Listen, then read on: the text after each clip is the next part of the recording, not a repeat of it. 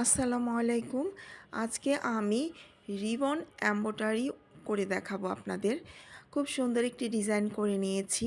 এই ডিজাইনের ভিডিওটি আমার রিলস ভিডিওতে দেয়া আছে। প্রথমেই আমি ফুলের টপটি আমি সেলাই করে নিব।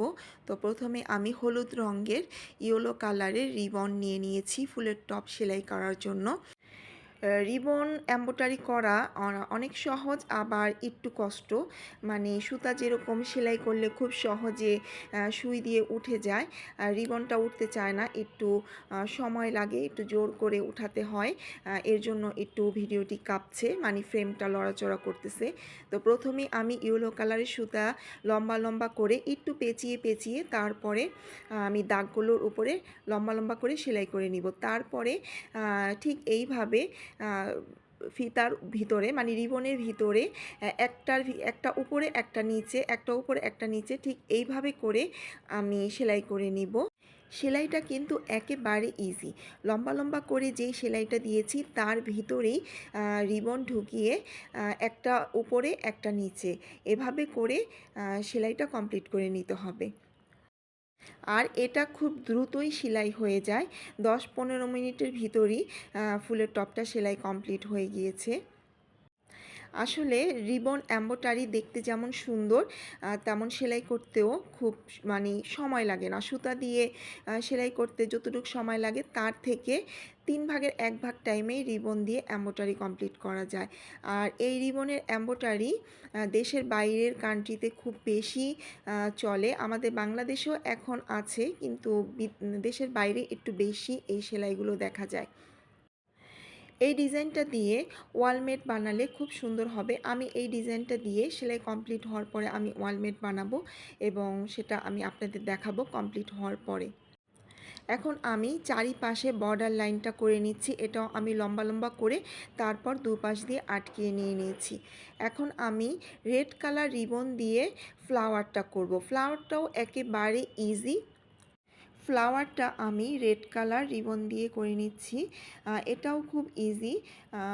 রেড কালারের রিবনটা প্রথমেই মাঝখান থেকে তুলে তারপরে রিবনটাকে এভাবে ধরে তার উপর দিয়ে সুইটা নিচের দিক দিয়ে নিয়ে ঠিক এইভাবে পাপড়িগুলো করে নিতে হবে। একটা একটা করে পাপড়ি করে ফুলটা কমপ্লিট করে নিতে হবে। একেবারে ইজি। 5 মিনিটও লাগে না একটি ফ্লাওয়ার সেলাই করতে। কিন্তু একটু উপরে নিচে টান দিতে একটু সময় লাগে। যেহেতু রিবন মোটা জিনিসটা, এটা কাপড় দিয়ে উঠতে একটু সময় লাগে। সুতার মতো উঠতে চায় না, একটু জোরে টান দিয়ে উঠাতে হয়। তো এই জিনিসটা একটু সাবধানে করতে হবে। ফ্রেমটা টাইট করে লাগিয়ে তারপরে এই ফ্লাওয়ারগুলো সেলাতে হবে, না হলে লুজ হয়ে যাবে, দেখতে ভালো লাগবে না। এখন আমি আরেকটি ফ্লাওয়ার করে নিচ্ছি। ঠিক একইভাবে সবগুলো ফ্লাওয়ার আমি করে নিব। এই ডিজাইনটা কমপ্লিট হওয়ার পরে এত সুন্দর হয়েছে, শেষ হলেই আপনারা দেখতে পারবেন ডিজাইনটা কতটা সুন্দর হয়েছে। রিবন এমব্রয়ডারি দিয়ে আপনি যে কোনো কিছুতেই ডিজাইন করতে পারবেন।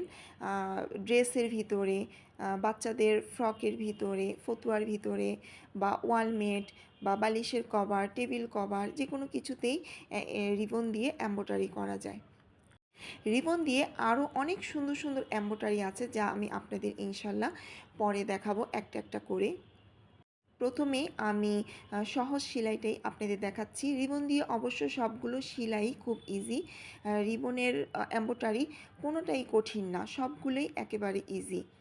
যদি আপনি সিস্টেমটা ধরতে পারেন তাহলে ইজি, ধরতে না পারলে কিন্তু কঠিন। আমার ফ্লাওয়ারগুলো কমপ্লিট হয়ে গিয়েছে, দেখতে পাচ্ছেন কি সুন্দর ফুটে আছে, মনে হচ্ছে যে একেবারে অরিজিনাল ফুলগুলো। এখন আমি পাতাগুলো কমপ্লিট করে নেব। পাতাগুলো আমি করব গ্রিন কালার রিবন দিয়ে। এটাও সেম একই প্রসেসে আমি সেলাই করে নিচ্ছি। ফ্লাওয়ারের পাতাগুলো আমি যেভাবে সেলাই করেছি ঠিক একইভাবে আমি পাতাগুলো গ্রিন কালার রিবন দিয়ে সেলাই করে নিচ্ছি, কিন্তু ফ্লাওয়ারের থেকে পাতার সেলাইটা একটু বড় বড় আর ডবল করে দিতে হচ্ছে। ফ্লাওয়ারের পাতা যেরকম একটা পাপড়িতে একটা করেই রিবন সেলাই করতে হচ্ছে, কিন্তু পাতাতে ডবল করে বা 3টা লেয়ার করে সেলাই করতে হচ্ছে। যেহেতু পাতার টা সাইজটা একটু বড়, এর জন্য এখানে 2-3টা লেয়ারে সেলাই করে নিতে হচ্ছে, না হলে ভালো লাগবে না। সেলাই করার এই টেকনিকগুলো জানা থাকলেই আর সেলাই করতে বা যে কোনো ডিজাইন ফুটিয়ে তুলতে বেশি কষ্ট হয় না। তো আমার সেলাই কমপ্লিট হয়ে গিয়েছে। এখন আমি ফুলের মাঝখানে যে ফাঁকা জায়গাটা আছে সেই জায়গায় আমি সেলাই করে নিচ্ছি। মাঝখানের সেলাইটাও আমি ইয়েলো কালার রিবন দিয়ে করে নিচ্ছি। এটাও একেবারে ইজি।